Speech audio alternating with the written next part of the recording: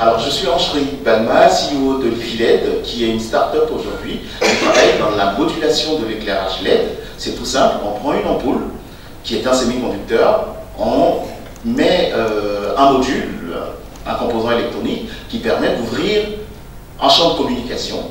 Dans ce champ de communication, on envoie des images, du contenu, de l'internet également, pour qu'en monde rural, avec juste un panneau photovoltaïque, on arrive à leur envoyer de l'éclairage, puisque l'énergie sera retrouvée dans les batteries, et à la tombée de la nuit, on pourra, avec ces batteries-là, alimenter ces lampes qui vont pouvoir envoyer à la fois de l'internet, du contenu et des chaînes de télévision nationales et internationales pour informer la population.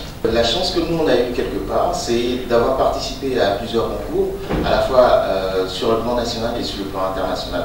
Donc on a tout de suite été accompagné par des experts qui ont pu mettre leur expérience à notre disposition. Donc tout de suite, on a breveté nos technologies, les process et tout ce qui va avec, ce qui nous a permis quand même d'avoir une autorité. Et quand un fonds d'investissement a voulu rentrer dans notre capital, tout de suite on a été valorisé à 3 milliards parce qu'on avait déjà les brevets, on avait déjà pas mal d'instruments qui nous permettaient de pouvoir négocier, de pouvoir discuter, et un accompagnement avec des avocats également de la CGCI, qui est le patronat ivoirien, qui nous a accompagnés sur ces aspects-là. Donc on a quand même été protégés sur le plan national et sur le plan international. En Côte d'Ivoire, par exemple, les brevets sont subventionnés. L'État subventionne 90% des brevets, ce qui permet aux startups rapidement, en phase de prototypage, de pouvoir rapidement déposer un brevet les premières années, et ensuite, quand ils commencent à commercialiser leurs produits, ils peuvent prendre le relais sur toute la partie propriété intellectuelle et brevet. Donc ça, c'est quand même un effort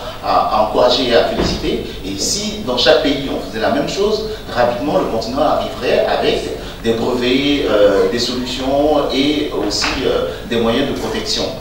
Et nous, par exemple, pour revenir un peu à votre deuxième question, quand on a la chance d'avoir comme mentor M. Philippe Batreau ici dans la salle, qui nous accompagne, qui au quotidien nous prodigue des conseils, et ce qui nous permet aussi rapidement de mettre en place un process de SAV qui permet d'entretenir les équipements, et dans chaque village où on installe un dispositif, on forme la population elle-même déjà à l'entretien des équipements, à participer à ce projet-là, parce que ça leur permet à eux-mêmes dans un premier temps d'avoir un mieux-être, un bien-être et surtout une qualité de vie. Donc pour nous, il est important dans un premier temps de faire un transfert de compétences sur les premières parties, tout ce qui est hard, et après, vu qu'on gère tout le reste par cloud, on a la possibilité à distance tout de suite d'interroger nos différents équipements et de savoir quel équipement ne marche pas, quel équipement a un problème, et tout de suite, on a des techniciens assez aguerris qui tout de suite prennent le relais quand le problème dépasse le niveau local où on fait nos installations. Donc, c'est des process dont on tient compte,